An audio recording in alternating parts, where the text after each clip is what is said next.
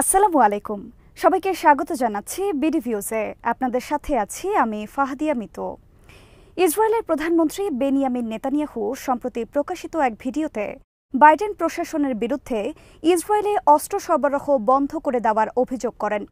ইংরেজিতে ধারণ করা এই ভিডিওতে রাফায় সামরিক অভিযানের কথা উল্লেখ করে ওয়াশিংটনের উদ্দেশ্যে বলেন, সরঞ্জামগুলো দিন, তাহলে ইসরায়েল দ্রুত তাদের কাজ শেষ করতে পারবে। নেতানিয়াহুর এই দাবির ব্যাপারে বাইডেন প্রশাসনে প্রতিক্রিয়া বেশ বিস্ময়কর। নেতানিয়াহু কি বলতে চাইছেন সে ব্যাপারে কোনো ধারণা নেই উল্লেখ করে তারা গাজা যুদ্ধে ওয়াশিংটনের সর্বাত্মক সহযোগিতার বিষয়ে বিস্তারিত জানান।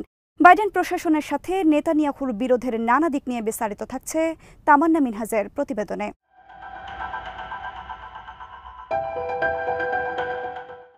গাজা যুদ্ধ শুরু হওয়ার পর বাইডেন প্রশাসন মাত্র একবার ইসরায়েলে অস্ত্র চালান আটকে দিয়েছে। গত মাসে হোয়াইট হাউস 1800 থেকে 2000 পাউন্ড এবং 1700 থেকে 500 পাউন্ডের বোমার চালান স্থগিত রাখে। রাফায় ইসরায়েল সর্বাত্মক বোমা হামলার প্রস্তুতি নিচ্ছে জানার পর এই ব্যবস্থা নেওয়া হয়। বাইডেন সে সময় বলেন, রাফায় হামলা হলে তেল আবিব সর্বোচ্চ সীমা পার করে ফেলেছে বলে ধরে নেওয়া হবে।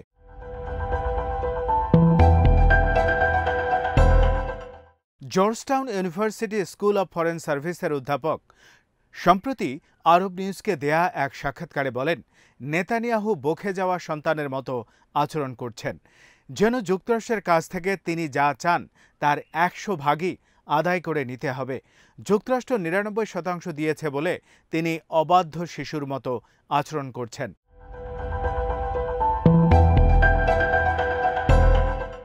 এই অবাধ্যতা করার সিদ্ধান্ত রাজনৈতিকভাবে অত্যন্ত সূক্ষ্ম হিসাব করে নেওয়া হয়েছে।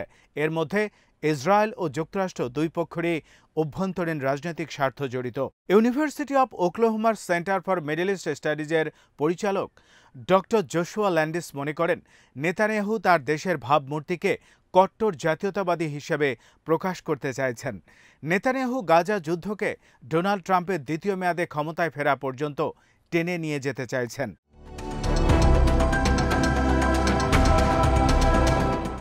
মধ্যপ্রাচ্য বিশেষজ্ঞ ডক্টর আসাদ রাড মনে করেন, এখানে দোষারোপের একটি অঙ্ক রয়েছে। নেতানিয়াহু সম্ভবত দেশের ভেতরে এমন একটি বিষয় বোঝাতে চাইছেন, যুক্তরাষ্ট্রের ভূমিকার কারণে যুদ্ধ দীর্ঘায়িত হচ্ছে। যুক্তরাষ্ট্র প্রয়োজনীয় সরঞ্জাম দিয়ে দিলে ইসরায়েলও তাদের কাজ দ্রুত শেষ করে ফেলতে পারত।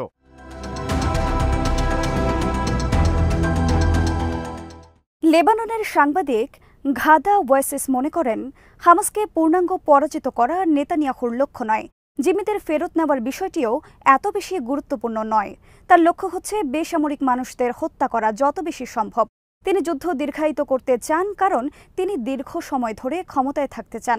এ কারণেই তিনি দোষ চাপানোর জন্য কাঁধ খুঁজছেন, আর কেউ এসে দোষ চাপানোর আগেই তিনি কাজটি করে ফেলতে চান।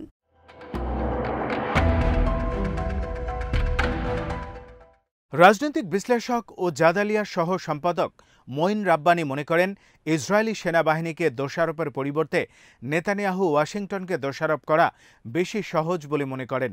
8 মাসেও গাজা যুদ্ধ শেষ করতে পারেনি ইসরায়েলি সেনারা। তাদের এ ব্যর্থতার দায় ইসরায়েলের মানুষ মেনে নেবে না।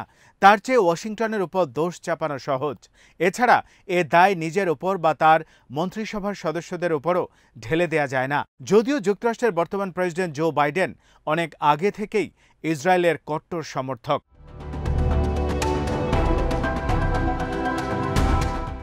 নেতানিয়াহু তার স্বার্থ রক্ষায় যুক্তরাষ্ট্রের অভ্যন্তরীণ রাজনৈতিক পরিস্থিতির সুযোগ নিচ্ছেন। এর মধ্যে অবশ্য নতুন কিছু নেই।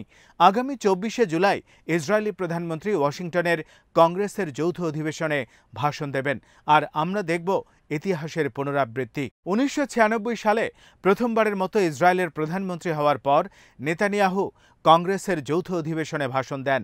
সে সময় বিল ক্লিন্টন প্রথম মেয়াদে প্রেসিডেন্ট হিসেবে দায়িত্বে ছিলেন। হাউজের স্পিকার নিউট গিংরিচের আমন্ত্রণে যৌথ অধিবেশনে ভাষণ দেন নেতানিয়াহু।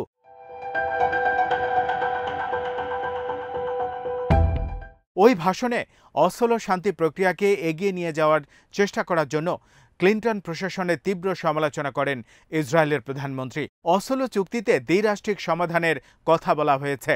একই সঙ্গে পূর্ব জেরুজালেমকে ফিলিস্তিনের রাজধানী হিসেবেও স্বীকৃতি দেয়া হয়। ওই ভাষণে নেতানিয়াহু এই চুক্তি অস্বীকার করে অখণ্ড জেরুজালেমকে ইসরায়েলের রাজধানী বলে দাবি করেন।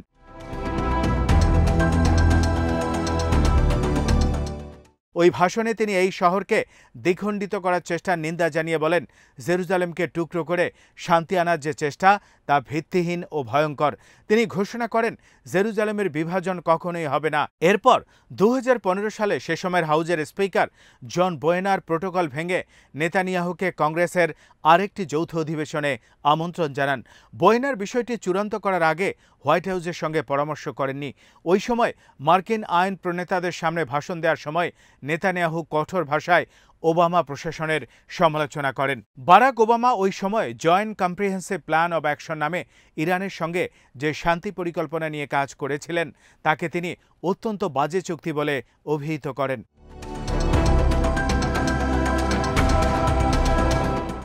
এবারের নির্বাচনী বছরে নেতানিয়াহু খুব ভালো করেই জানেন বাইডেন গাজা যুদ্ধ নিয়ে চাপের মধ্যে আছেন। ইসরায়েলকে সমর্থন করার কারণে একদিক থেকে তিনি নিজ দলের উদারপন্থী ও তরুণদের ভোট হারাচ্ছেন, অন্যদিকে রিপাবলিকানরা তার সমালোচনা করছে। তিনি ইসরায়েলের জন্য পর্যাপ্ত ব্যবস্থা নিচ্ছেন না। ভয়েসেস মনে করেন, নেতানিয়াহু খুব ভালো করেই জানেন কংগ্রেসে তার ভাষণ নিয়ে বাইডেন প্রশাসনের মধ্যে অস্বস্তি রয়েছে এবং খুব স্পষ্টভাবেই বোঝা যায় বাইডেন ইসরায়েলের জন্য পর্যাপ্ত ব্যবস্থা নিচ্ছে না বলে রিপাবলিকানদের যেই অভিযোগ তার সঙ্গে একমত পোষণ করবেন নেতানিয়াহু।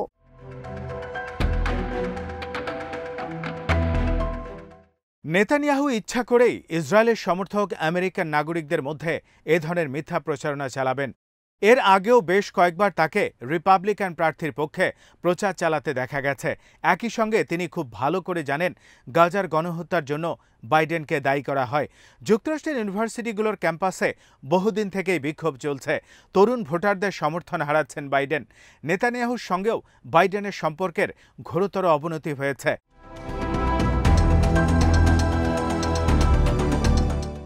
বিশ্লেষকরা মনে করেন নেতানিয়াহুর লক্ষ্য হচ্ছে কোনোভাবে গাজা যুদ্ধকে ট্রাম্পের দ্বিতীয় মেয়াদ পর্যন্ত টেনে নিয়ে যাওয়া। ইউনিভার্সিটি অব মিশিগানের ইতিহাস বিষয়ক অধ্যাপক হুয়ান কোল মনে করেন নেতানিয়াহু যে কোনো পরিস্থিতিরই সুযোগ নেবেন, তা ইসরায়েলের হোক বা যুক্তরাষ্ট্রের। যে কোনো উপায়ে তিনি ক্ষমতা ধরে রাখতে চান। একই সঙ্গে ফিলিস্তিনে ইসরায়েলের দখলদারিত্ব বাড়ানোর ইচ্ছাও আছে তার। রাজনৈতিক স্বার্থ হাসিলে তিনি ইসরায়েল বা যুক্তরাষ্ট্রের অতি দক্ষিণপন্থীদের সঙ্গে জোট বাঁধতেও পিছপা হবেন না।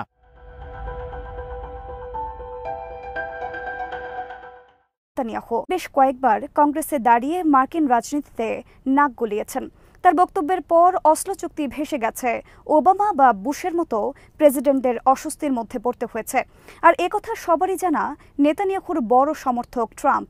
কাজেই এবার তার ভাষণ হবে ট্রাম্পের পক্ষে এবং বাইডেনের বিপক্ষে। এর মাধ্যমে সিনেট সংখ্যাগুরু নেতা চাক সুমারের বক্তব্যের জবাব দেওয়ার সুযোগ পাবেন তিনি।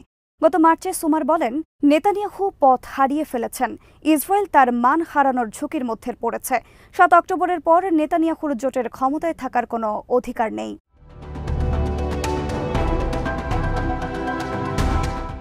বর্তমানে ইসরায়েলের সঙ্গে হিজবুল্লাহ লড়াই বেঁধে যাওয়ার চরম আশঙ্কা তৈরি হয়েছে। গাজা যুদ্ধ লেবানন পর্যন্ত ছড়িয়ে যেতে পারে বলে আশঙ্কা বিরাজ করছে আন্তর্জাতিক সম্প্রদায়ের মধ্যে। সেই যুদ্ধ এবং একই সঙ্গে মধ্যপ্রাচ্যে এর রেশ ধরে যে অসন্তোষ তৈরি হবে তা মোকাবেলার জন্য ইসরায়েলকে সব ধরনের অস্ত্র ও গোলাবারুদ সরবরাহ করছে বাইডেন প্রশাসন।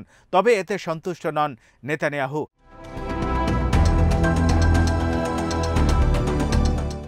হামাসের তুলনায় অনেক বেশি শক্তিশালী হিজবুল্লাহ। এছাড়া লেবানন অবরুদ্ধ গাজা ভূখণ্ড নয়, এসব কথা ইসরায়েলের অজানা নয়। কাজেই হিজবুল্লাহর সঙ্গে লড়াই শুরু হলে ইসরায়েল আরও বেশি যুক্তরাষ্ট্রের মুখাপেক্ষী হয়ে যাবে।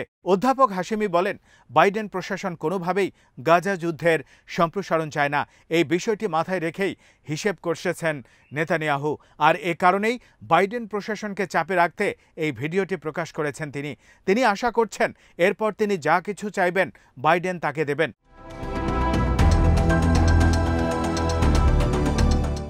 বাস্তবতা হচ্ছে বাইডেন ইসরায়েল ইস্যুতে সিদ্ধান্ত নিতে দেরি করে ফেলেছেন। বাইডেনের এই ভুলের সুবিধা নিচ্ছেন ট্রাম্প। নেতানিয়াহুর কারণে সামনের দিনগুলোতে ট্রাম্প হয়তো আরও কিছু সুবিধা পেতে যাচ্ছেন, যার প্রথমটি হচ্ছে নির্বাচনী প্রচারের জন্য ইসরায়েল ঘেঁষা দাতাদের তহবিল।